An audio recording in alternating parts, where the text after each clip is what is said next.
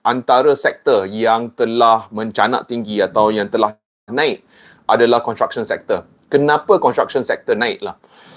Cuma nak share lah, kalau kita lihat antara projek yang sangat-sangat popular sekarang ini di Malaysia adalah di data centers, right?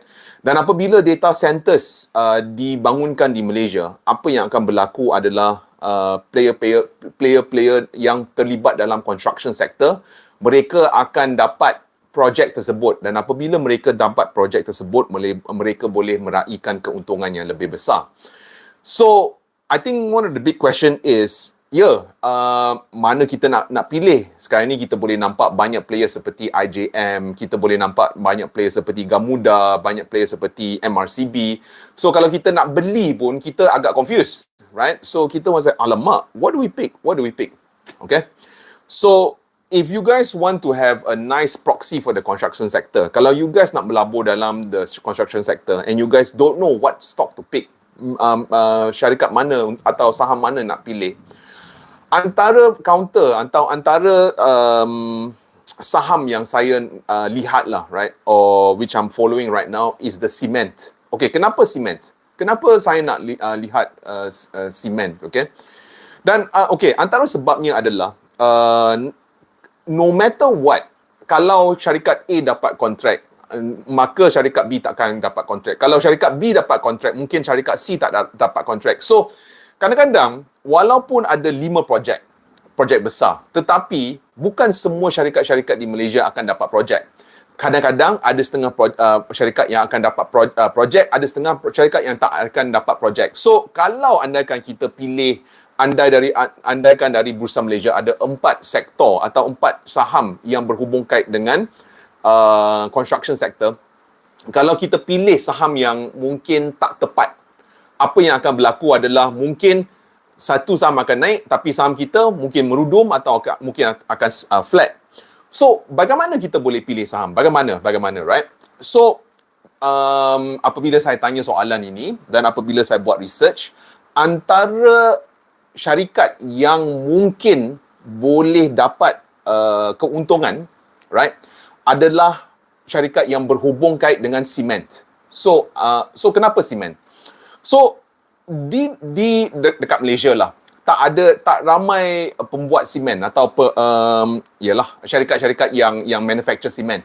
Antaranya adalah there's this company called Malayan Cement, M Cement, atau YTL Cement, okay, di Semenanjung Malaysia. Dan dekat Sabah Sarawak kita boleh nampak CMS. Guys, ini bukan recommendation. I'm just telling you the sector. So, andaikan kalau sekarang ini kita boleh nampak projek seperti andaikan sekarang ini kita boleh nampak projek seperti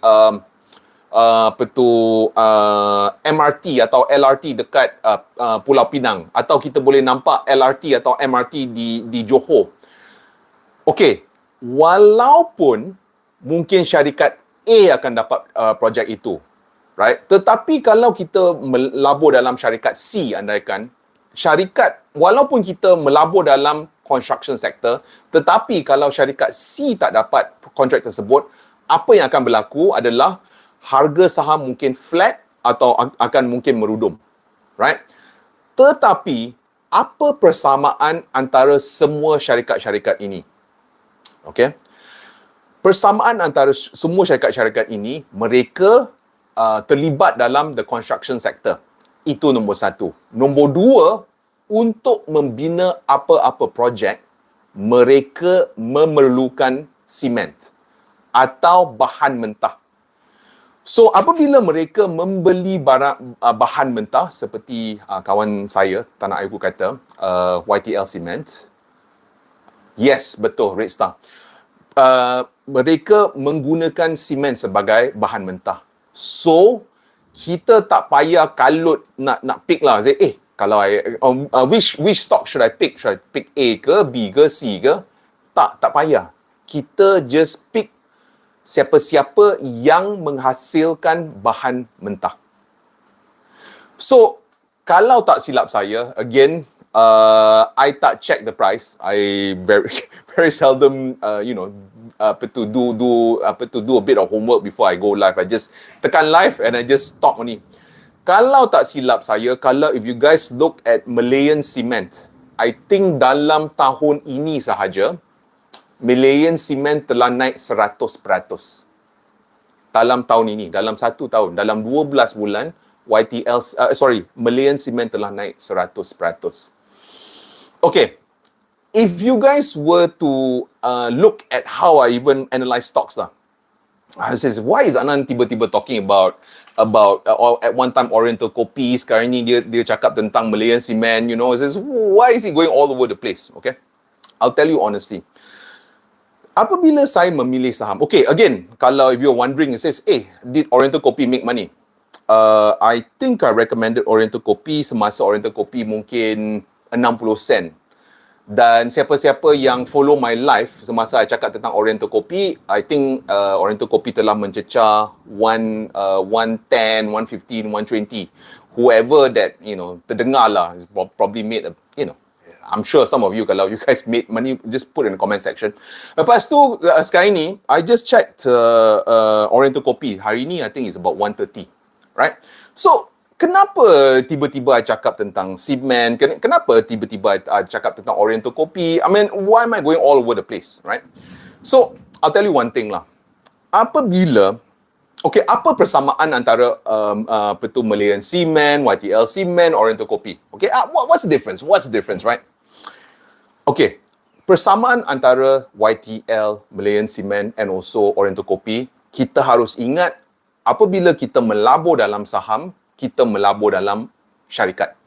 Dan apabila kita melabur dalam syarikat, selagi syarikat itu ada kebolehan untuk menjana pendapatan yang lebih tinggi, selagi itulah syarikat akan meraihkan keuntungan yang lebih besar. So for me, I don't care, I tak kisah whether the company is a big company ke, small company ke. Guys, my only indicator untuk saya melabur dalam sebuah syarikat adalah adakah syarikat ini ada potensi untuk meraihkan keuntungan yang lebih besar. So, selepas, I guess, after some time lah, I guess, lepas tu, the research department, they wanted a more senior analyst lah. Dia orang kata, Adnan, jomlah join the research department. So I decided, so okay, why not? So lepas tu dia kata, okay, I'll give you the construction sector. Tengok, oh my goodness, construction sector, ada banyak projek. Guys, I'm telling you sekarang ni, di Malaysia sekarang ini, dekat the construction sector, kita ada pelbagai jenis kontrak, ada pelbagai jenis projek. Okay? Antaranya adalah di negeri Johor. Di negeri Johor, mereka boleh dikatakan sebagai the Southern Corridor. Dan negeri Johor boleh dikatakan antara negeri yang bertumbuh dengan agak pesat kalau berbanding dengan Malaysia. Kenapa negeri Johor boleh bertumbuh? Kenapa ekonomi negeri Johor boleh bertumbuh jauh lebih pesat kalau berbanding dengan Malaysia? Kenapa ini boleh berlaku? Antara sebabnya adalah Johor dengan Singapura, mereka nak membina koridor atau mereka nak bina sebuah tapak yang membolehkan orang Johor masuk ke Singapura dengan lebih senang atau orang Singapura masuk ke dalam Johor dengan lebih senang. So, apabila mereka membina the Southern Corridor atau mereka membina the Special Economic Zone, ini membolehkan lebih ramai orang ulang-alik lah antara Johor dengan Singapura. Dan apabila ini berlaku, kita boleh nampak lebih ramai orang Singapura dah start beli tanah di negeri Johor. So that's why kalau kita lihat area macam Dangga Bay, area seperti Iskandar Waterfront, kita boleh nampak kebanyakan projek di situ, ada banyak buyers lah, atau ada banyak orang Singapura yang beli apartment, yang beli rumah di negeri Johor, tetapi mereka mengulang-alik atau mereka sanggup ulang-alik antara Johor dengan Singapura. So that's why di negeri Johor, boleh dikatakan sebagai the special economic zone, dan that's why kita boleh nampak banyak investment sekarang ini, atau kita boleh nampak lebih ramai orang membeli property atau membeli hartanah di negeri Johor. Dan apabila ini berlaku, syarikat-syarikat yang berhubung kait dengan property atau hartanah di negeri Johor, mereka akan meraihkan keuntungan yang lebih besar. Okay, so that's the Southern Corridor.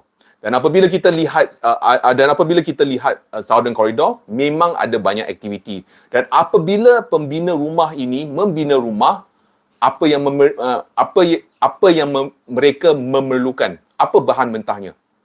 Cement. So that's why kalau kita, guys, this is a lot of opportunities. Even when I was covering it, my mind blew a couple of times and I was like, tetapi ialah sejujurnya apabila if you are an analyst covering one of the most active sectors, right? Wow, is a lot of work lah basically. So that's why the past 2 weeks I was very busy. I was like analysing. Okay, itu adalah untuk negeri Johor.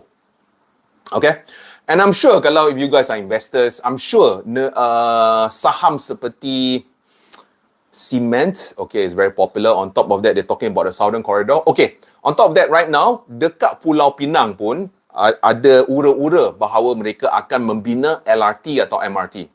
I'm not sure lah, but they're going to build a mega project up there lah. Right? Dan apabila mereka membina mega project di Pulau Pinang, and apparently they're also going to build an airport. Dan apabila mereka membina airport di Pulau Pinang, apa yang akan berlaku adalah demand atau okay. There's no such thing as mega project. So there's okay. So okay. I'll talk about stocks and I'll talk a little bit about why projects focus in Penang and Johor. Okay, I'll talk about that a little bit lah. So this one is more of the political side of things lah. So apabila kita lihat di negeri Pulau Pinang, kita boleh lihat bahawa negeri Pulau Pinang mereka akan bina LRT atau MRT. On top of that, mereka akan membina airport, right? Dan wang ini akan datang dari because Agong, yeah. You know what? Let me just read all the comments. Sorry. I know I skipped a lot of comments. Sorry guys. Sekejap I baca some comments. Kadang-kadang when I get excited, I just minta maaf ya guys. Okay. Dunia sekeping. Okey, kata minta pendapatan tuan tentang hibah. Adakah ia bagus untuk orang muda sebelum kahwin? Okay, it's a good question. Semua guna simen. Betul. Red Star. All of this project guna simen. Maybank mencanak. Yeah, all of this semua. Andy also is a player. So, kenapa kita boleh lihat saham seperti Maybank also naik lah. Okay. Okay. And if you're wondering why, kenapa I selalu bercakap tentang ekonomi, kenapa saya selalu bercakap tentang politics, the whole thing of it all is kalau kita faham keadaan dari segi ekonomi dan segi politik, kita sebagai pelabur boleh melabur dalam saham-saham tertentu, dan apabila kita pilih saham yang tepat, ini membolehkan kita make a bit of money lah basically.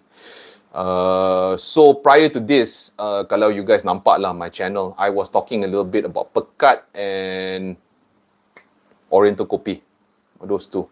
Sekarang ini since they already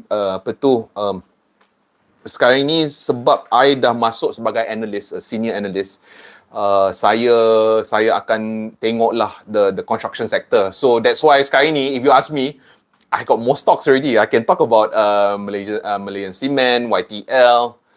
Apa lagi? I was looking at MRCB. Okay, I'm going off track lah. Sorry guys. Okay, no mega. Just talking. Yeah, betul. Sekarang ni there's no such thing as mega project. Johor because yes. Okay, please comment about REIT stocks. Is it good? Okay. Okay. You know what? Let me just talk about REITs. Okay, semua orang pun tanya about REITs. Adakah REITs sesuatu saham yang bagus, right? Okay. Guys, this is very technical lah. Okay. Saya minta maaf kalau ini agak technical.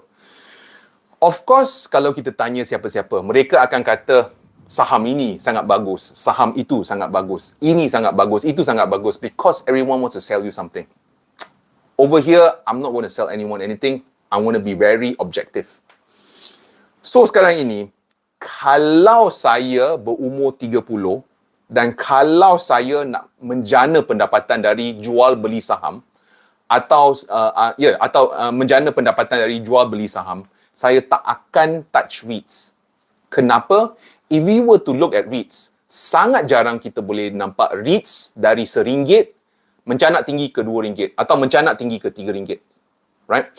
The whole thing of it all is REITs. Kita beli REITs semata-mata untuk dapat pendapatan atau untuk dapat dividen setiap tahun. REITs akan membayar dividen setahun sekali. Right? So, kalau saya 30-an.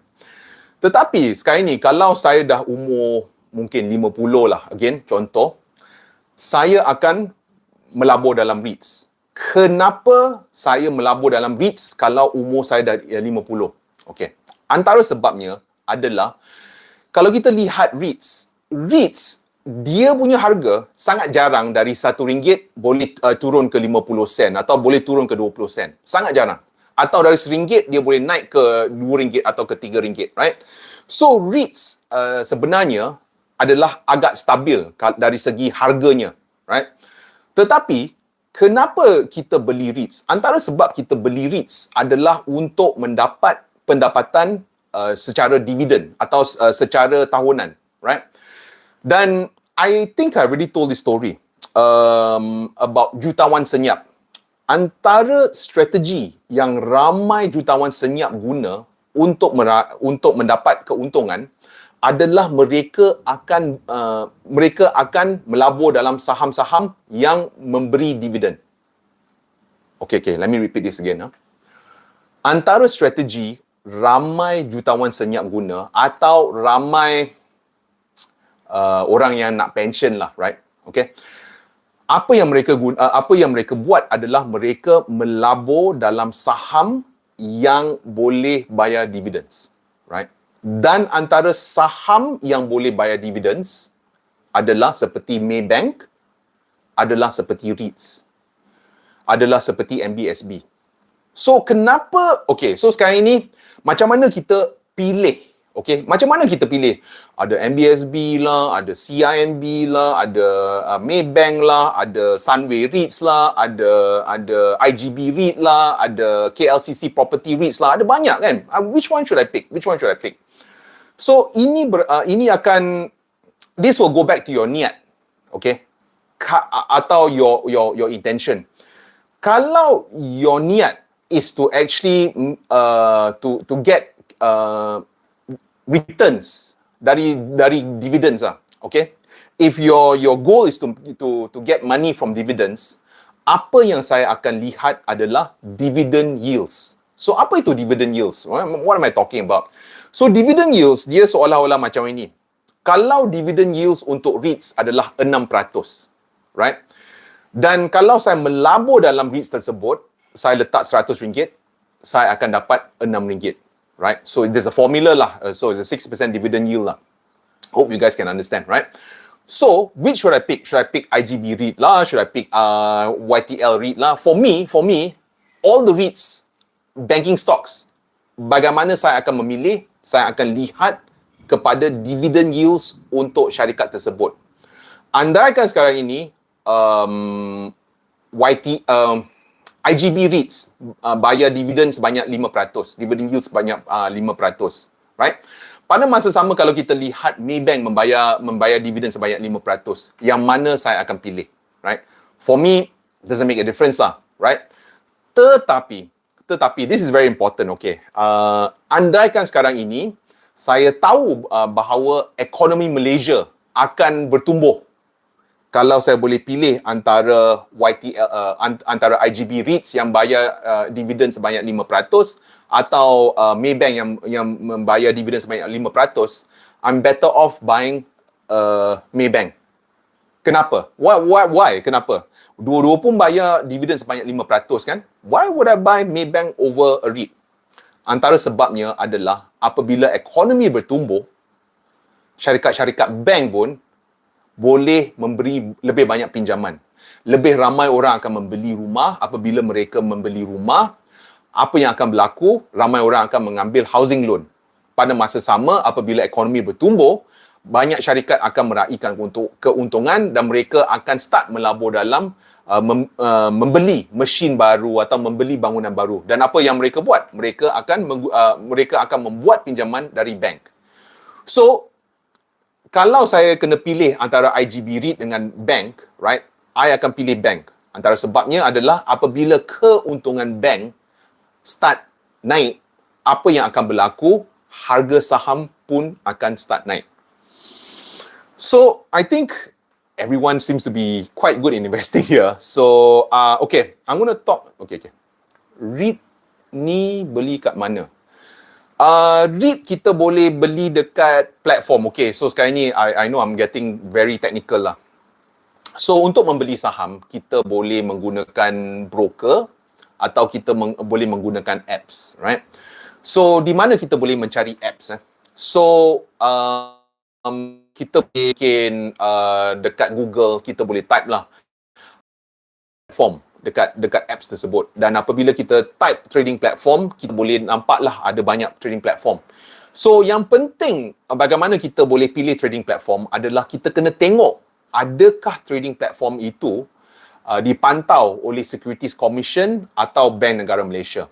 Apabila trading platform itu dipantau oleh Securities Commission atau Bank Negara Malaysia, at least kita sebagai pelabur, kita tahu bahawa kerajaan tengah pantau syarikat tersebut.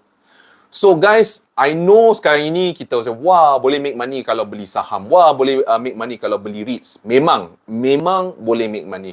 I mean, a lot of my friends also over here, kalau if you have been following me for a long time, see lah, KPJ pun make money, CCK pun make money, apa lagi ya? Pekat pun make money, Oriental Kopi pun make money. Tetapi, ya, memang is exciting. Tetapi guys, sebelum kita beli, kita kena pilih platform. Dan apabila kita pilih platform yang dipantau oleh Bank Negara Malaysia atau Securities Commission, at least kita tahu duit kita, not to say 100% selamat, tapi agak selamat lah. So, the first thing I will do is saya akan pilih platform yang dipantau oleh Bank Negara Malaysia atau Securities Commission. Okay? Bagaimana untuk beli REITs? Selepas kita sign up dalam platform tersebut, kita boleh start membelilah, right? So, seperti yang saya kata, untuk saya, right?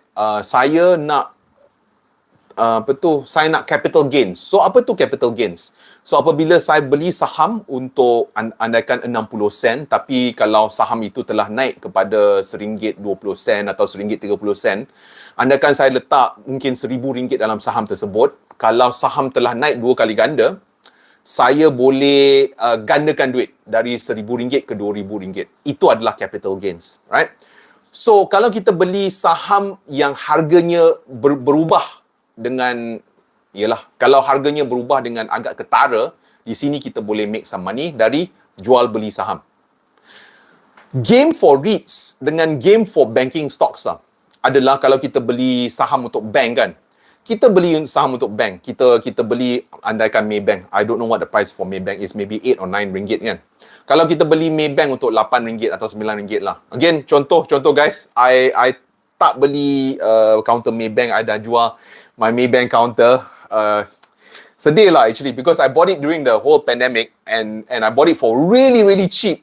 And my dividend yields are really good. Tetapi kalau kita beli saham yang berhubung kait dengan banking kan, ada kebarangkalian ianya bukan syariah lah. So right now I'm trying to be a more and more syariah investor. Anyway, that's besides the point. So apabila so banks, apabila kita melabur dalam bank, andaikan kita beli bank untuk 8 atau 9 ringgit, macam mana kita sebagai pelabur boleh make money? Setiap tahun, banks akan bayar dividen, right? Kalau kita beli saham bank yang bayar dividen sebanyak 6%, kalau kita letak RM100 dalam saham tersebut, kita akan dapat RM6, right? So, just to answer everyone's question, right? So I can see Pat also. Hey Pat, how are you? BIMB patuh syariah kan? Okay, so guys, to answer you guys lah. If a stock is syariah or not, better guna Google lah. Better guna Google atau better guna ChatGPT. I pun, walaupun I kerja sebagai investment banker, I pun tak berani nak cakap. So better use Google or better use ChatGPT.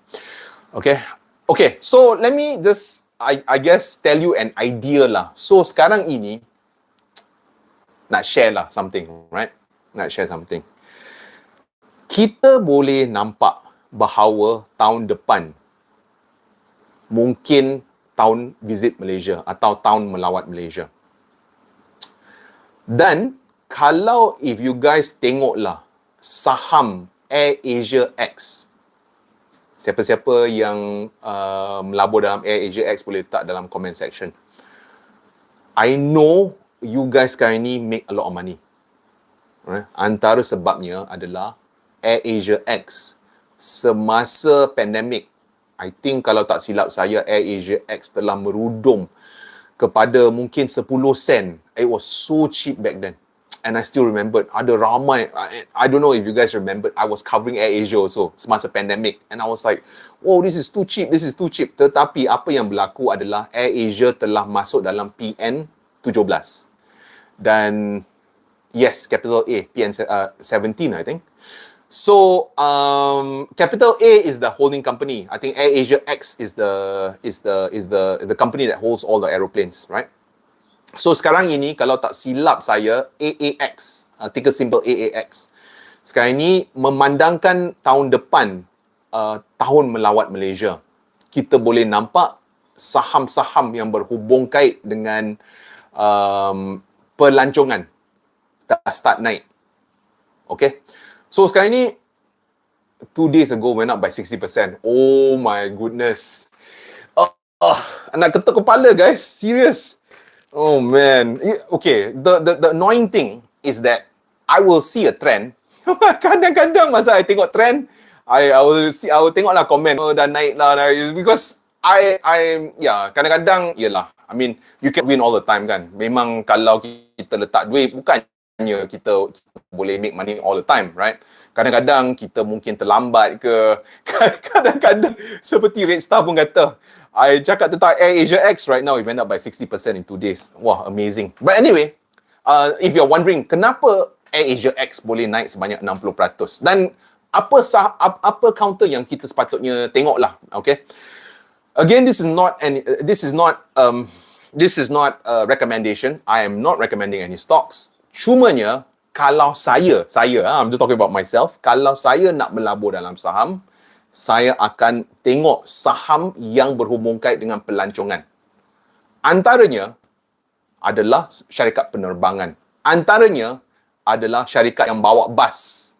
I'm giving you guys a big hint, syarikat yang bawa bas. Antaranya adalah syarikat perhotelan. By your call. Wah, thank you. Pat, no lah, I damn shy lah. Yeah, so Pat has reminded me lah, and I'm sure Red Star, I'm sure Tanah Airku.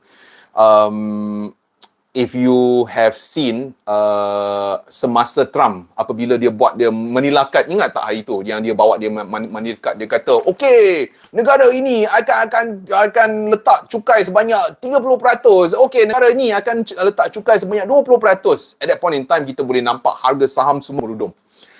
Okay, this is a very, very important story. Okay? I'm going to tell you something.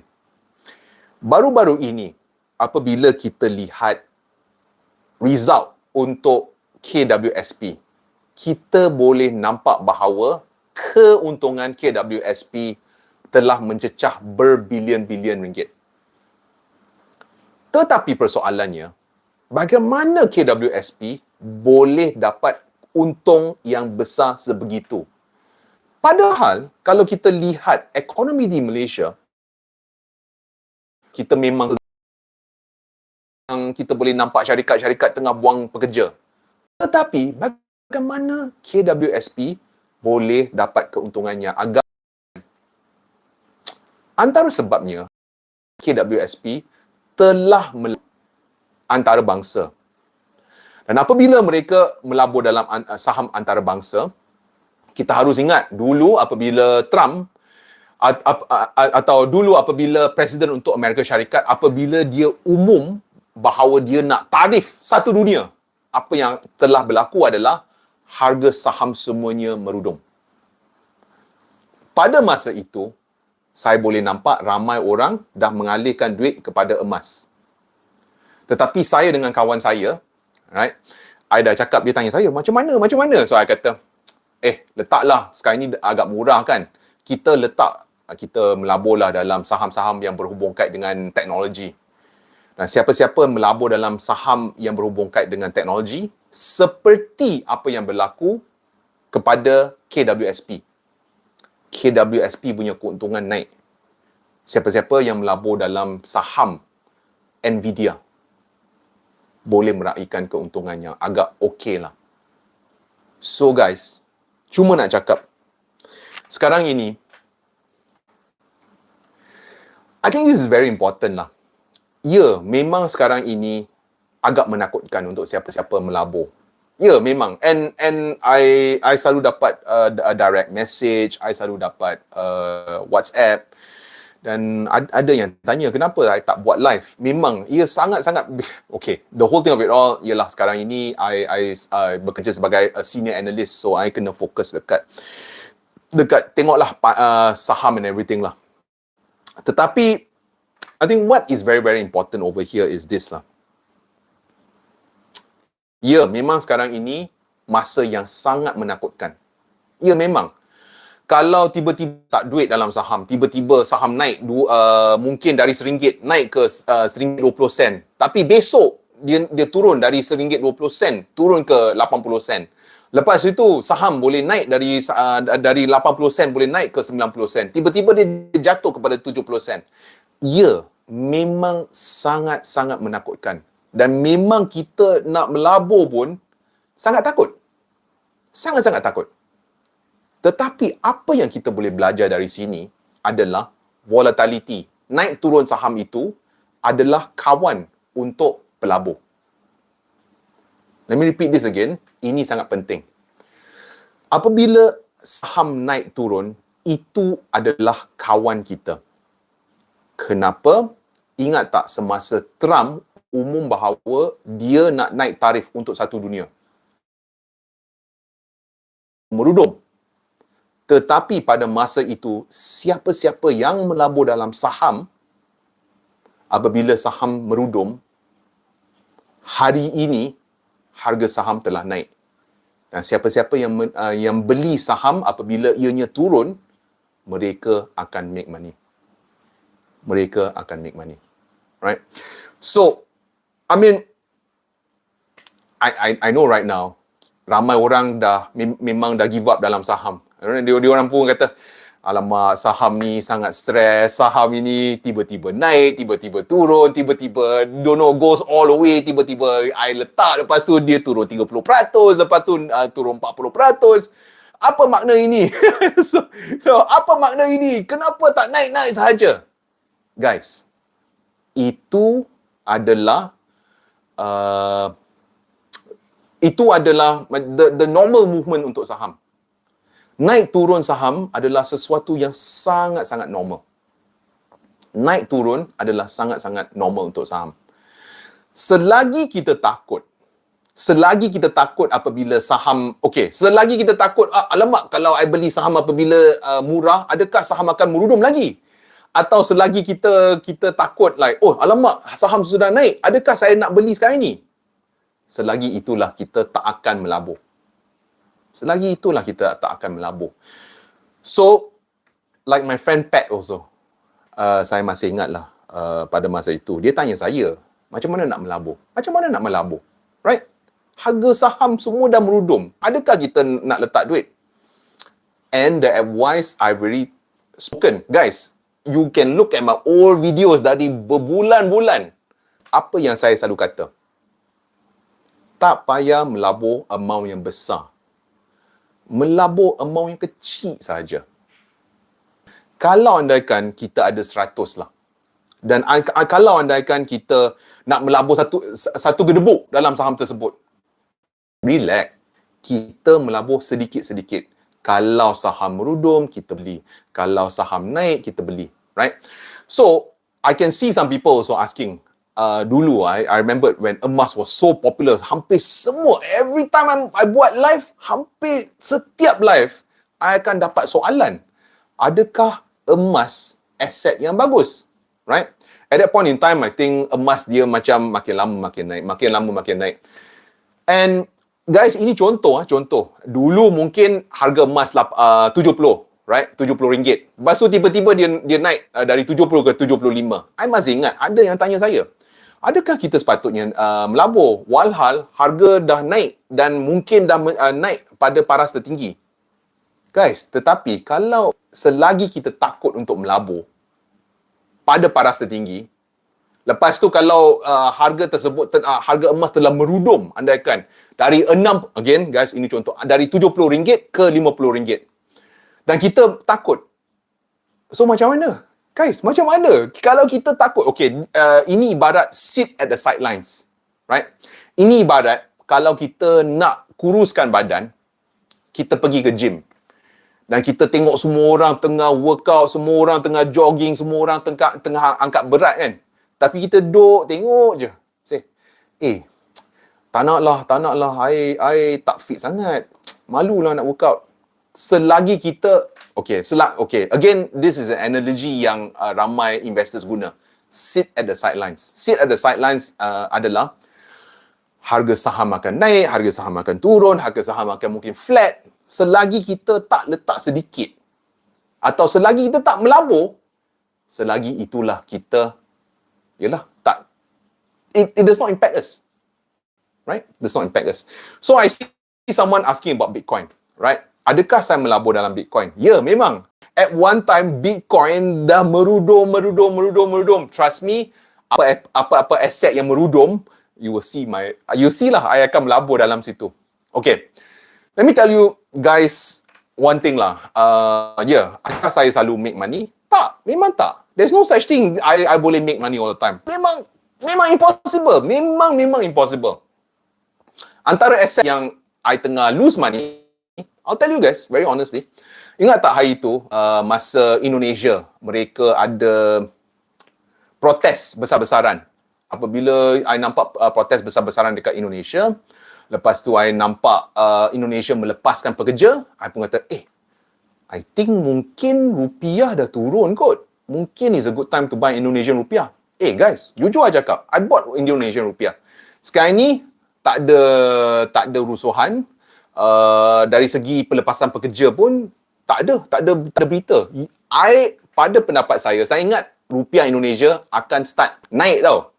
Tengok-tengok macam flat je. I'm like, I'm so geram weh. So, I mean, memang I would lose money at certain times. Tetapi, dia ibarat macam ni. Sebagai pelabur, right? Kita ingat satu rule saja. Satu saja. Tak payah ingat PE ratio lah, tak payah ingat dividend yields lah, tak payah tengok chart and shoulders lah, tak payah. I mean, for me, at least, this is how I make money. Rules tu penting, satu saja. Beli semasa murah, jual semasa mahal. Beli semasa murah, jual semasa mahal. Itu, thanks for the gift. So guys, honestly, kenapa buy low sell high? Betul. So, why am I talking about saham yang berhubung kait dengan pelancongan? Why? Kenapa saya bercakap tentang itu? Kenapa? Because tahun melawat Malaysia akan berlaku tahun depan. So, siapa-siapa yang melabur secara senyap-senyap dalam saham yang terlibat dalam sektor pelancongan, boleh ibarat kita beli semasa ianya murah. Right? Okay, I'll give you another last example lah. I nak nak get ready for ni maghrib. I know tanah airku has been in my life. I know hari itu. There was this one thing, and I'm embarrassed also nak mengaku. Dulu semasa kerajaan kata mereka nak bagi duit STR. Okay, I tak tahu kalau you guys ingat yang duit dalam IC kan.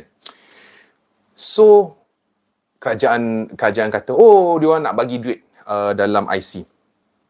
Lepas tu saya boleh nampak saham seperti 99 Speed Mart naik, saham seperti Eco Shop, Mr. DIY. Ketiga-tiga saham ni dah semua meroket. Jujur aja cakap, jujur. Lepas tu ada yang masuk live saya. Dia orang tanya,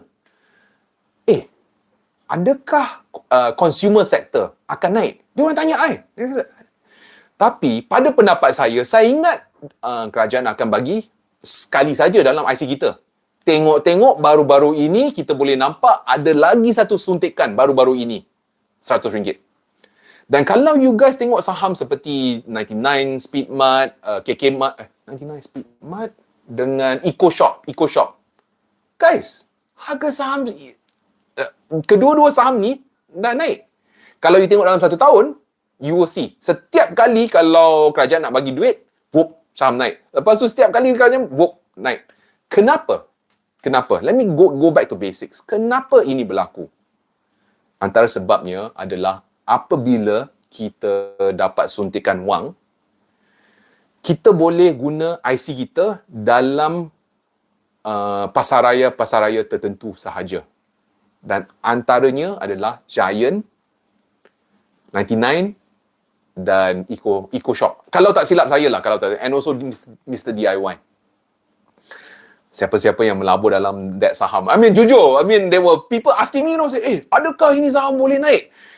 Dengan confident, kata, tak boleh lah, mana boleh. Tiba-tiba kerajaan suntik sekali lagi dalam IC kita. Tengok saham naik 2 kali. Vruk. Okay? Tambah dekat Polymarket. Yes. Peratus the Fed nak buat kuantiti. Wow, this is too good. I cannot end my life right now. Okay, I'll just end up with this point. Our friend Zachary here is a very learned person. Dalam bahasa mudah, apabila quantitative easing berlaku. Okay, apa itu quantitative easing? Guys, dalam pasaran saham atau dalam dunia finance, kita akan menggunakan perkataan-perkataan yang agak mengelurukan lah. Really, apa dia orang cakap? Apa quantitative easing? Apa ni? Dalam bahasa mudah, quantitative easing adalah mencetak wang. Okay, mencetak wang. Okay, I'll give you this example. Dulu, ingat tak? Dulu, semasa wang tak dicetak dengan secara berleluasa. Ingat tak dulu around the 80s and 90s, right? Apa yang berlaku? Kalau kita tengok harga emas semasa, okay lah, 80s I was just too young, I don't know. Maybe the 90s and the 2000s lah. I masih ingat dulu, kalau harga emas naik 1 atau 2%, consider really good, say, wah, bestnya harga. Tetapi kenapa emas boleh naik atau mencanak dengan sangat tinggi baru-baru ini? Antara sebabnya adalah duit kita, nilai duit telah merudum. Setiap kali kalau duit dicetak, aset-aset seperti emas, seperti perak, seperti tanah, semuanya akan jadi lebih mahal. Kenapa? Duit kita dah susut nilai. Right?